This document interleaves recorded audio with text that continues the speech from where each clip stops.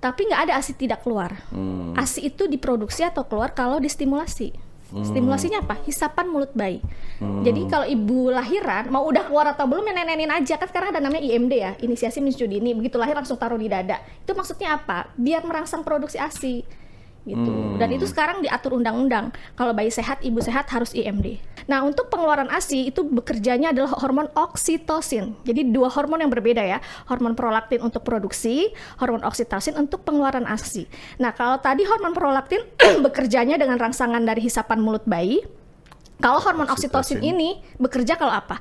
Kalau ibunya bahagia dan percaya diri. Happy. Catet. Iya, happy gitu. Okay. Makanya dimakan hormon cinta gitu kan ya, oksitosin. Kalau stres ya enggak ya? Enggak, meskipun diproduksi enggak keluar. Jadinya bengkak gitu. Untuk ngambil keputusan perlu donor ASI atau tidak, itu sebaiknya konseling dulu ya, dan tetap bisa konseling lagi, balik-balik ke Sanggar ASI dulu konseling. Iya, betul. Gitu. Nggak bisa sembarangan dilakukan ya, Seh Manis ini harus dicamkan betul-betul. Harus dicek dulu di kesehatan si ibu donor ya, apakah sudah melakukan screening hepatitis, HIV, terus dia riwayat makannya seperti apa, merokok atau tidak, minum alkohol gitu kan, terus garis keturunan juga itu, jadi nggak bisa sembarangan. Jadi sebaiknya tidak meminta donor ASI secara masif di sosial media. Jadi ada yang namanya proses induksi laktasi, yaitu perempuan yang tidak hamil melahirkan tapi ingin menyusui bayi adopsi. Itu proses induksi laktasi dan itu bisa loh. Bisa ibu ya? yang tidak hamil melahirkan aja ASInya bisa keluar ya dengan proses induksi laktasi, apalagi ibu yang hamil melahirkan. Tuh. Beranda Sleman, berita dan pandangan Sleman. Slemanis, kita ketemu lagi di podcast Beranda Sleman, berita dan pandangan Sleman. Masih bersama saya Firman Putra. Dan hari ini kita punya narasumber yang keren yang kita sudah datangkan jauh-jauh dari Palagan, Sleman, Yogyakarta. Beliau adalah CEO Sanggar ASI, Ibu Raisika. Boleh tepuk tangan Bu Raisika. Halo Mas Firman. Halo Ibu Raisika, apa kabar? Alhamdulillah sehat. Sehat ya Bu? Iya. Harus sehat dan kuat. Iya, karena sudah memimpin Sanggar ASI sedemikian rupa gitu ya. Aman ya Bu ya? Iya. Saya kasih pantun deh buat Ibu, boleh? Boleh. Gimana buat pantun? apa ya? Ke Yogyakarta membeli bakpia. Cakep. Selamat datang di Beranda Sleman, Ibu Raisika. Aduh, tadi saya nggak siapin pantun dulu ya. Yuk, apalagi? Apa dong? Makan durian di pinggir kali. Cakep. Selamat datang CEO Sanggar ASI. Wah, cerdas banget. Sehat ya Bu? Sehat, alhamdulillah. Harus sehat banget, apalagi memimpin Sanggar ASI gitu ya. Ngomongin Sanggar ASI gitu ya. Ternyata di Slemanis kita ada Sanggar ASI. Baru denger kan? Sama Firman juga baru denger. Atau barangkali ini sebenarnya sudah lama. Kita kenalan deh sama Sanggar ASI. Ibu Raisika boleh diceritain nih, Sanggar ASI itu sanggar apa? Apakah ASI atau singkatan nih? Iya, jadi Sanggar ASI adalah inovasi kewirausahaan sosial atau social enterprise ya di Sleman ini, di Indonesia bahkan satu-satunya kewirausahaan sosial yang mendukung ibu menyusui gitu. Jadi karena kewirausahaan sosial atau bisnis sosial, jadi ada programnya itu bisnis dan juga sosialnya. Bisnisnya adalah perusahaan retail perlengkapan ibu dan anak. Nah, kemudian dari profit bisnisnya tersebut digunakan untuk program-program sosial mendukung ibu menyusui seperti konseling menyusui, kelas-kelas edukasi, kemudian kita layanan datang ke posyandu gitu ya, edukasi kelas-kelas itu, dan itu semuanya gratis. Nah, seperti itu ya. Sosial ya? Iya, social enterprise. Jadi kalau selama ini orang-orang kan taunya kalau kegiatan sosial perusahaan itu cuma CSR ya, bagi-bagi sembako, nyumbang-nyumbang pas 17-an gitu ya, sesekali aja udah bubar gitu. Tapi kalau social enterprise, kegiatan sosialnya itu berkelanjutan dan ada visi yang ingin diusung gitu kan. Nah, Sanggar ASI visi yang ingin diusung adalah membantu ibu menyusui tadi untuk berhasil menyusui dengan kemandirian bisnis kita. Jadi kita tuh kegiatan sosialnya tadi, yang kegiatan konseling menyusuinya gratis, kelas-kelas gratis, kok bisa gratis kan pada gitu ya, masyarakat pada dari mana dananya? Kalau yayasan dari sumbangan, ya kan? Gitu, atau dari donatur-donatur. Kita enggak, kita murni dari profit bisnis tadi. Seperti itu, Mas. Oke, murni dari profit bisnis lalu alihkan dengan diputar kembali untuk diputar kemaslahatan kembali masyarakat. ke masyarakat. Jadi kembali lagi ke masyarakat. Kenapa sanggar ASI? Kenapa ASI? Kenapa ibu menyusui? Kenapa Gak ASI adil gitu dong ya? sama saya ASI. Oh gitu. Itu kan ini berpikir gak adilnya Iya, kok aku. kok ASI Iya. gitu yang diusung Iya. ya? Kenapa nggak yang lain isunya gitu? Karena waktu itu pengalaman pribadi saya sebagai seorang ibu ya. Iya. Waktu di anak pertama itu saya mengalami kesulitan menyusui. Waktu anak pertama saya pikir menyusui gampang lah ya, tinggal jelep gitu aja kasih ke bayi. Ternyata nggak semudah itu gitu. Waktu itu kondisi tubuh saya tidak memungkinkan, tidak keluar ASI-nya, bengkak lah, terus bayi saya nangis terus. Nah, biasanya kan umumnya masyarakat kalau bayinya ASI-nya nggak keluar, bayinya nangis ya udah kasih pengganti ASI aja gitu ya, pergi ke toko gitu ya beli gitu. Nah, kemudian di situ saya berpikir nggak bisa nih, kan di agama yang saya pahami di Al-Qur'an itu kan menyusui 2 tahun ya. Kalau ada masalah berarti saya yang salah gitu, ada sesuatu gitu. Kemudian saya dapat bantuan waktu itu dari konselor menyusui via telepon aja bahwa yang saya lakukan selama ini salah, cara menggendongnya salah, memposisikan bayinya salah, itu ASI-nya nggak keluar gitu. Kalau ibunya nangis terus ASI-nya nggak keluar. Nah, singkatnya karena saya berhasil menyusui, dibantu sama konselor, di situ saya berpikir ini masalah sosial. Kegagalan menyusui itu masalah sosial. Kenapa? Karena kalau gagal menyusui, ekonomi rumah tangga akan terguncang. Karena kalau diberi pengganti ASI itu kan bayar, sedangkan ASI gratis. Kemudian dari sisi kesehatan, sudah pasti tuh di ilmu kesehatan, di medis, ASI itu satu-satunya dan tidak tergantikan untuk bayi usia 6 bulan. Nah, apalagi sekarang isu stunting ya sangat lagi diinikan oleh pemerintah. Stunting bisa dicegah dengan pemberian ASI eksklusif.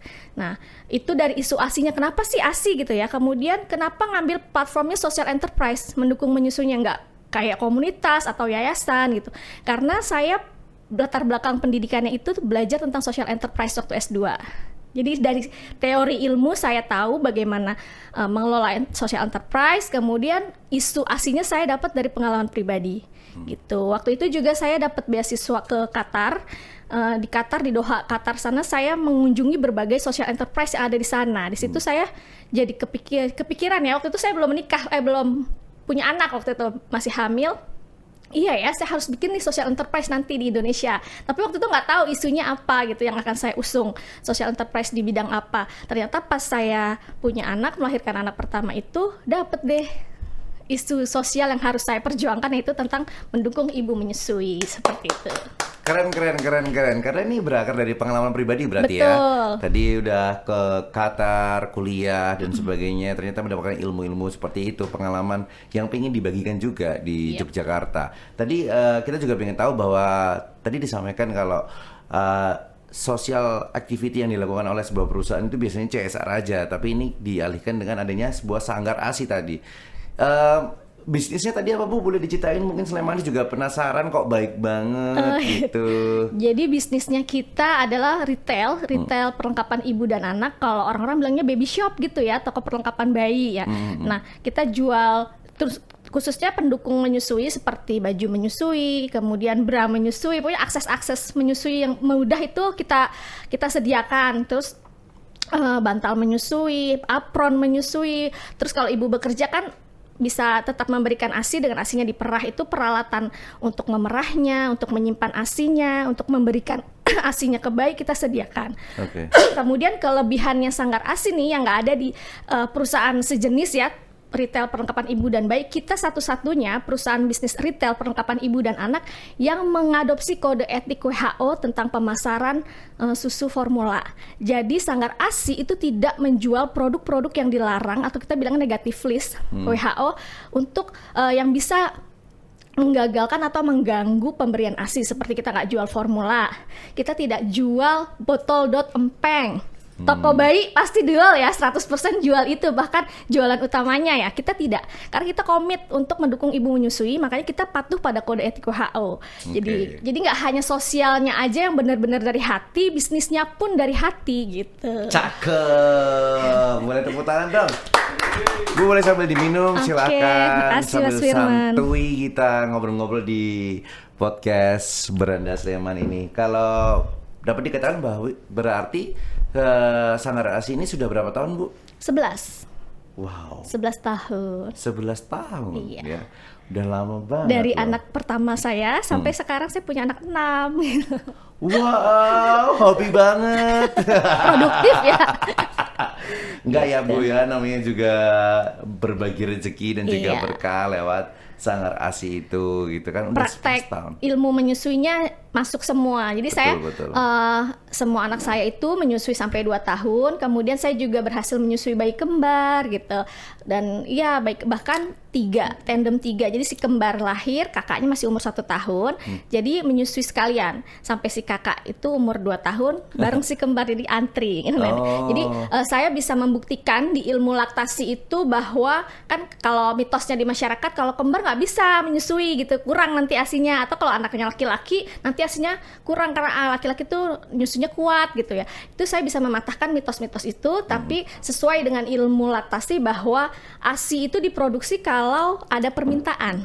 Permintaan artinya dihisap oleh bayi, maka ASI diproduksi. Jadi mau yang nenen berapa gitu ya, mau yang menyusui berapa, kalau selama cara menyusuinya efektif dan benar sesuai pendampingan ilmu, insya Allah berhasil. Dan saya sudah membuktikannya, Mas. Jadi saya nggak cuma teori tapi Betul, praktisi ya. Sekaligus menjadi praktisi yang Iya, sukses nih praktisi ya. menyusui yang juga. sudah berpengalaman begitu. Nah, posisinya nih pengen tahu sih Bu, dari 11 tahun ini berarti CEO Sanggar ASI Ibu sebagai di posisi tersebut kan udah kemana-mana nih, ya kan? Sanggar ASI sendiri nih cakupannya lingkup yang di cover apa yang dilayani secara sosial udah kemana aja?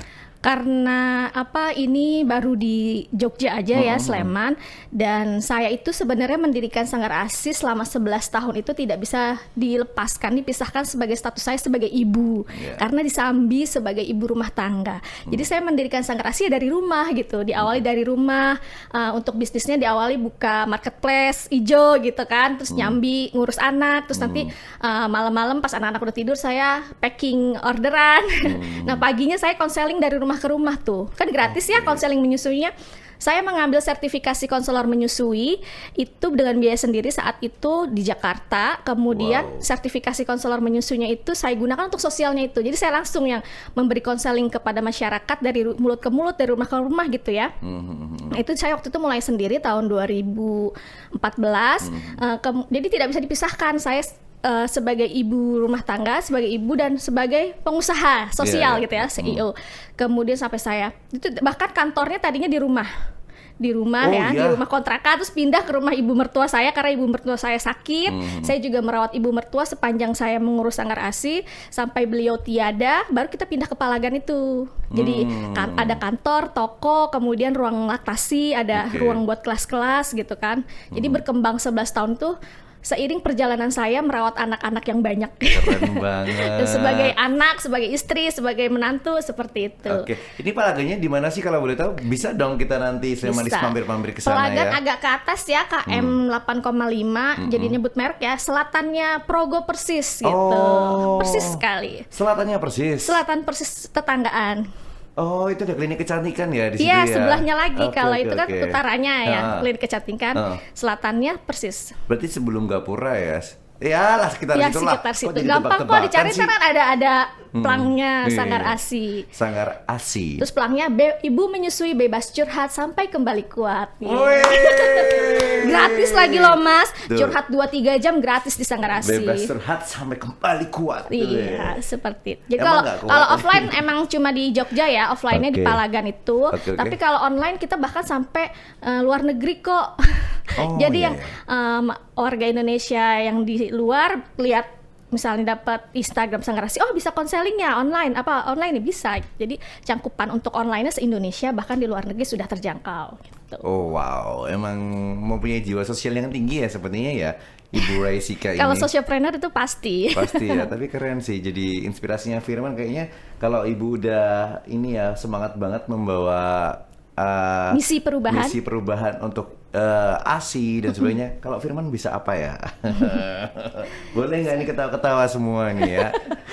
Tapi emang seru kayaknya Bu ya kayak gini ya. Seru, karena emang sejak dari dulu Bu suka apa? aktivitas sosial. Iya, karena gini, kalau soal social enterprise yang sejak saya kecil bahkan ya, mungkin kalau saya baru tahu saat ini kalau kecerdasan manusia itu kan ada banyak ya. Dah, saya baru menyadari ternyata kecerdasan saya itu yang dominan kecerdasan sosial gitu. Jadi ingin membantu, ingin menyelesaikan masalah gitu ya, ingin membantu, selalu kayak gitu. Waktu saya kecil itu saya seneng ngajarin anak-anak tetangga, saya kayak guru gitu. Bahkan saya serius banget sampai saya fotokopi rapot. Jadi saya bikin rapot sampai ke kuliah, SMA itu kan banyak ikut kegiatan sosial, kepanitiaan, jadi volunteer gitu. Nah, cuma mentoknya ketika saya jadi aktivis sosial gitulah ya, atau relawan, pastikan ya Mas juga tahu kalau ngadain kegiatan kita tuh mentoknya di mana? Dana nggak sih? Anggaran. Iya, kalau ngadain kegiatan nggak ada dana, bubar gitu. Betul. Atau udah capek-capek nih ngasong proposal kemana-mana, ada aja oknum yang gitu kan ya.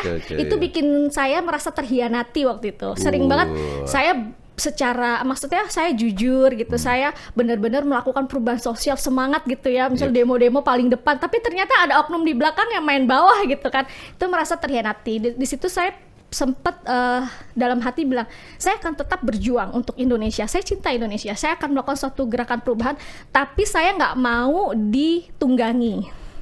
Caranya gimana? Kita harus mandiri secara finansial. Dan social enterprise atau bisnis sosial ini adalah jawaban untuk melakukan kegiatan perubahan, untuk melakukan kegiatan sosial tanpa ditunggangi kepentingan. Karena kan kita independen, gitu. Kita nggak bergantung sama pemerintah, kita nggak bergantung sama dana CSR perusahaan besar, kita nggak bergantung sama ya apapun. Kita punya profit sendiri gitu. Jadi seiring dengan kalau kita punya visi mau kegiatan sosialnya berdampak seberapa besar, kita juga menentukan strategi bisnis kita harus bagaimana supaya profitnya bisa menghasilkan dampak itu gitu. Wes, betul. Ada nggak yang ASI itu nggak punya ASI gitu? Nggak ada. Kalau di ilmu laktasi bukan ASI tidak keluar, tapi belum keluar. Belum keluar. Atau tersumbat bisa ya. Tapi nggak ada ASI tidak keluar. ASI itu diproduksi atau keluar kalau distimulasi. Stimulasinya apa? Hisapan mulut bayi. Jadi kalau ibu lahiran mau udah keluar atau belum ya nenenin aja. Kan sekarang ada namanya IMD ya, inisiasi menyusui dini. Begitu lahir langsung taruh di dada. Itu maksudnya apa? Biar merangsang produksi ASI gitu. Dan itu sekarang diatur undang-undang. Kalau bayi sehat, ibu sehat harus IMD. Supaya IMD apa tadi? Inisiasi menyusui dini. Jadi bayi taruh di dada ibu biar dia nyari sendiri makanannya, nggak langsung dicuculin, enggak. Itu tujuannya untuk memunculkan respon mamalia. Mamalia kan kita disebut mamalia karena menyusui ya. Nah, respon mamalia itu harus dikeluarin instingnya dia, karena di dalam perut kan dia nggak ngapa-ngapain. Gitu lahir dia harus makan sendiri gitu kan. Nah, respon mamalia itu harus dilatih dengan IMD tadi. Jadi bayi lahir sekarang itu nggak boleh dimandiin, nggak boleh dipisahin dari ibu kalau dia belum bisa nyusu.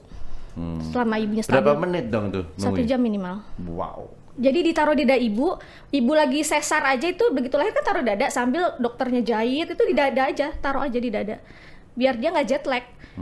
Kan kalau dulu itu kan begitu lahir ditimbang, dimandiin, taruh di showroom ya, dipisahin sama ibu, terus bayinya jet lag. Dia ketika ditaruh ke ibunya dia nggak tahu cara nenen.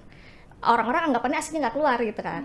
Padahal biar ASI keluar harus dinenenin bayi. Itu sejak kapan sih Bu peraturan undang-undang itu? Itu sebenarnya dari tahun 94, tapi terhambat sama kepentingan susu formula. Ya kan? Produsen susu formula kan udah deketin ibu nih, begitu lahir udah ditelepon, ASI udah keluar Bu, belum, oh pakai ini, ya udah bubar. Nah sekarang itu nggak boleh, makanya ada kode etik WHO tadi. Kalau nutrisia berarti formula itu ya? SGM itu formula semua ya? So, formula. Namanya juga diformulasikan. Untuk Ibu Raisika, kalau dari sisi keilmuan yang sudah Ibu dapatkan, sudah Ibu timba di mana-mana, apakah kekayaan dari tradisional atau minuman juga itu dapat membantu dalam memberikan ASI yang sehat untuk anak-anak? Mungkin dari aspek gizinya kali ya, untuk gizi ibu menyusui itu sebenarnya sama aja dengan ibu yang tidak menyusui, perlu mengkonsumsi gizi seimbang. Sekarang tidak dipakai lagi tuh pedoman gizi 4 sehat 5 sempurna gitu ya, karena tidak ada 4 sehat 5 miliar. Betul. Itu baru sehat ya Mas ya. Betul. Lahir batin itu. Sehat walafiat yuk. Jadi kalau sekarang namanya 4 bintang atau gizi seimbang. 4 bintang. Kita disingkatnya 4 bintang. Pedoman gizi seimbang. Nah, kenapa dibilang 4 bintang? Karena jika mencakup 4 komponen ini. Yang pertama karbohidrat atau makanan bahan pokok ya. Kemudian yang kedua protein nabati, yang ketiga protein hewan, yang keempat buah dan sayur. Jadi kalau mencangkup ini semua dalam satu menu piring makan kita disebut 4 bintang gizi seimbang. Jadi nggak ada susu pun nggak apa-apa. Dulu kan susu sempurna gitu. Jadi anak-anak itu kesalahan orang tua adalah mindsetnya nggak mau makan nggak apa-apa, yang penting susu udah sempurna gitu. Akhirnya terjadi kesalahan pola makan pada si anak yang ada minum susu terus nggak mau makan, kan nggak bisa tuh lambung ya. Kemudian tuh pas sudah besar obesitas atau mengalami penyakit degeneratif. Nah jadi pedoman gizi sekarang adalah pedoman gizi seimbang, dan itu pun berlaku untuk ibu menyusui ya, ibu hamil, ibu menyusui. Hanya saja untuk ibu menyusui itu kalorinya bertambah, tapi kalorinya nggak bertambah dan proteinnya ditambahkan karena untuk asupan menyusuinya bayi yang sedang disusu. Tapi kalaupun tidak, sisa lemak, cadangan lemak waktu hamil itu bisa diambil untuk kalori ibu menyusui. Jadi sebenarnya ibu menyusui itu jadi cepat langsing karena kalorinya diambil gitu ya. Saat kelebihan lemak dari itu bisa diambil saat menyusui. Untuk bahan-bahan herbal atau tradisional Indonesia yang kita bisa dibilang kayak jamu uyup-uyup gitu ya, atau katuk, daun katuk, itu masuknya karena dia bergizi. Kalau bergizi ibunya jadi sehat, kalau sehat kan menyusuinya jadi semangat ya. Tapi tidak secara khusus akan melancarkan ASI atau ASInya jadi banyak, enggak. Karena di ilmu laktasi itu ada dua hal, ASI diproduksi dan ASI dikeluarkan. Ini sesuatu yang berbeda. ASI diproduksi dengan bantuan hormon prolaktin. Produksi itu hormon prolaktin.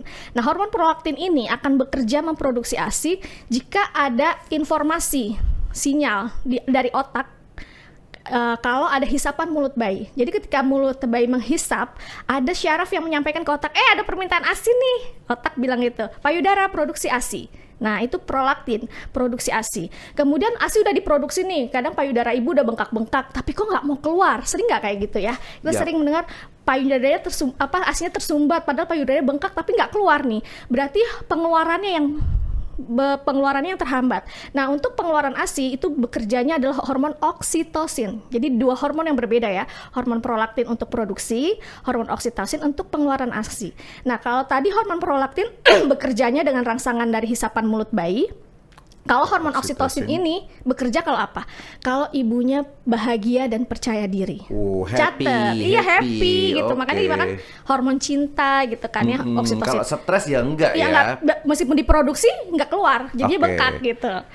Berarti yang dirasakan bengkak tuh karena sebenarnya produksinya sudah banyak gitu. Iya betul. Tapi pengeluarannya belum lancar karena ibunya nangis terus atau ibunya nggak yakin nih kalau ASInya ada, ASInya berkualitas. Yakin aja lah. Jadi yakin dan gitu. Untuk bekerjanya hormon oksitosin biar ibu pede, yakin atau rileks itu kan bantuan semua pihak ya, suaminya, keluarga yang ada di rumah, orang sekitar, mertua, orang tua atau kakek neneknya si bayi gitu. Jadi Slemanis juga harus ingat ya, tetap harus happy, nggak usah stres, yakin aja. Iya yakin ya, mau dia happynya dengan cara apa, kan nggak harus makan yang tertentu ya. Kalau konsumsi tertentu yang penting tadi bergizi seimbang dan sehat, kemudian supaya lancar itu yang penting bahagia.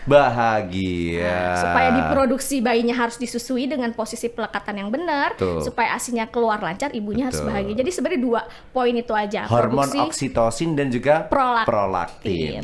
Cakep ya kan. Oke, itu tadi kalau disampaikan bengkak-bengkak terus tidak nggak keluar gitu. Iya, nggak keluar. Gitu ya. Konseling aja ke Sanggarasi, datang ya. Boleh ya. Boleh gratis. Itu maksud saya. Iya, itu maksud saya. Kita di Sanggarasi ada konselor menyusui dan semua tim saya, staf saya udah sertifikasi konselor menyusui. Wow. Termasuk saya.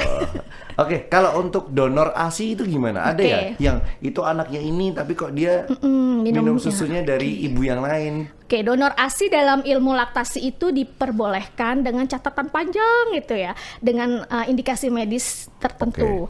Jadi nggak bisa misalnya ASIku nggak keluar langsung di sosmed butuh donor ASI gitu ya, terus pada cari-cari nih saya ada gitu. Jadi tidak boleh transaksi di sosial media sembarangan. Jadi kalau di Sanggarasi kita tidak menerima informasi dan tidak menyebarkan informasi tentang donor ASI. Paling kita tanya kenapa butuh donor ASI, kita konseling dulu gitu. Karena kan banyak masyarakat awam yang nggak ngerti harus gimana nih perlakuan donor ASI. Secara indikasi medis itu kalau diperlukan boleh, tapi sendiri gitu ya, dengan asumsi sendiri butuh donor ASI itu tidak diperkenankan, karena ASI itu bisa menjadi penghantar penyebaran virus dan kuman atau infeksi, HIV, hepatitis, itu kan tadinya niatnya baik untuk menolong gitu ya, ternyata terinfeksi, bayinya kan kasihan. Selain itu dalam masyarakat kita kan mayoritas muslim, di muslim itu ada namanya nasab keturunan.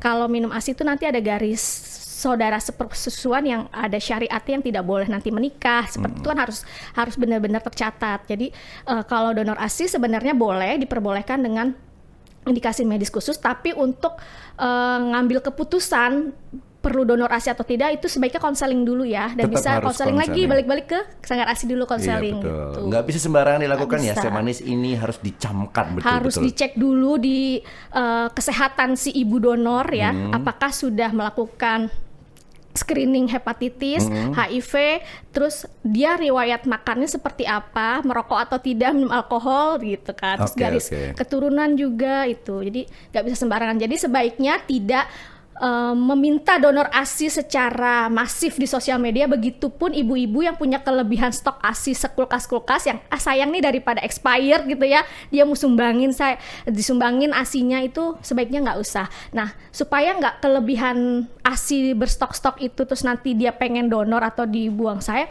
juga pelajari tentang manajemen ASI tadi, manajemen menyusui ya, manajemen ASI perah, konseling dulu sama ahlinya gitu, konseling Iya. di sanggar ASI lagi gitu. Boleh nanti datang ke Sanggar ASI ya. Betul. Semuanya gratis. Gratis pokoknya. Tanpa dipungut biaya pastinya ya.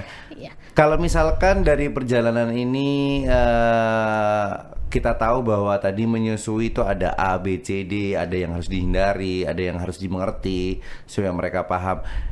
Pernah nggak sih Ibu Resika selaku CEO itu juga bertemu dengan mungkin teman-teman yang menyusui tapi masih di bawah umur? Bisa terjadi hal seperti itu nggak? Karena kan misalkan terjadi pernikahan dini dan sebagainya, itu apakah sama mengatasinya?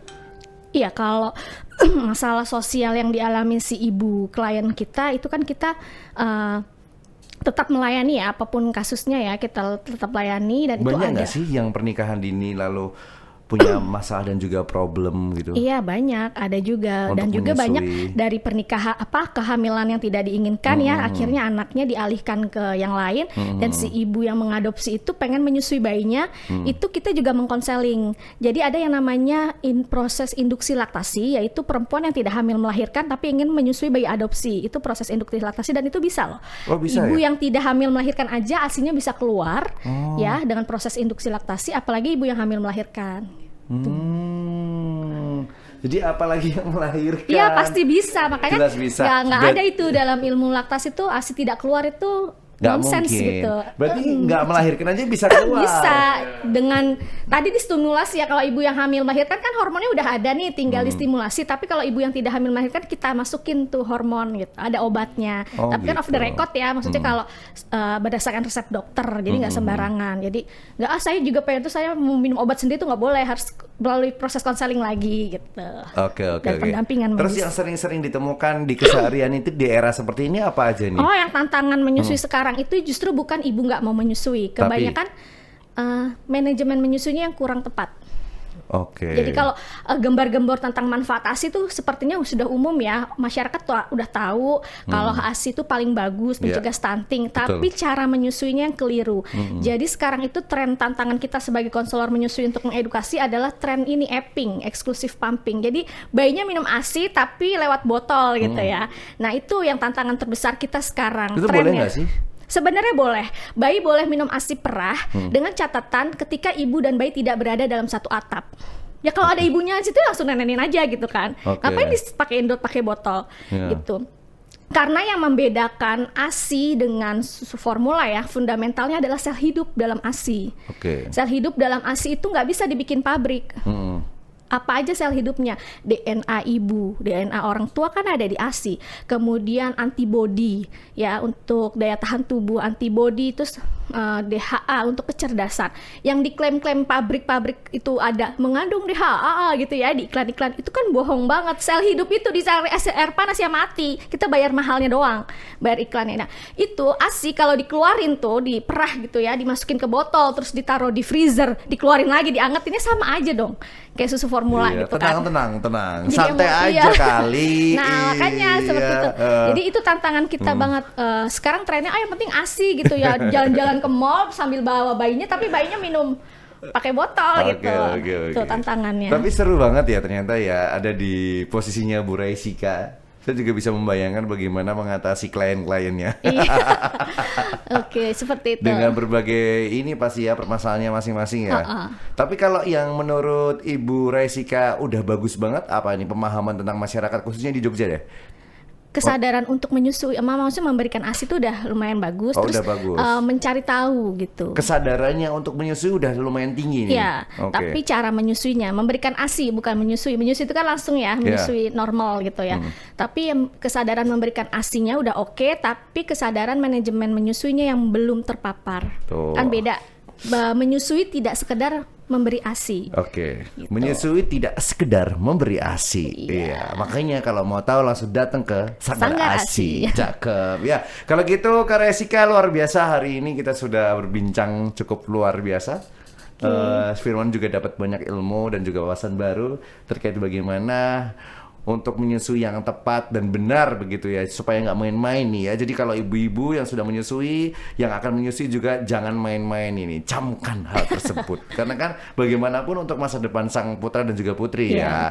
Ada yang mau disampaikan dari Ibu Raisika untuk Slemanis yang ada di rumah sebelum kita tutup, silakan.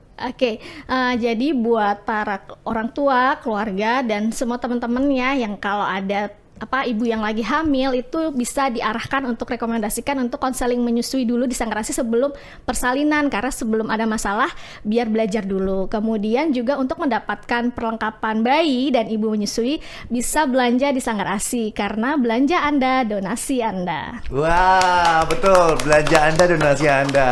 Pantesan sungguh luar biasa perjalanan ini. Terima kasih untuk Bu Raisika hari ini sudah berkenan hadir. Kisah-kisah yang sangat menginspirasi teman-teman yang lain. Semoga nanti juga banyak orang-orang seperti Bu Raisika di Jogja ini ya. Semoga sukses selalu untuk Bu Raisika. Terima kasih. Nanti kita ketemu lagi di podcast Beranda Sleman berikutnya. Jangan lupa kunjungi Instagram Sanggar ASI, follow, banyak banget informasi tentang edukasi menyusui di sana dan informasi kelas-kelas. Oke, IG-nya apa? Sanggar_ASI. Terima kasih Bu Raisika, terima kasih untuk Slemanis. Kita ketemu lagi di episode berikutnya di Beranda Sleman, berita dan pandangan Sleman.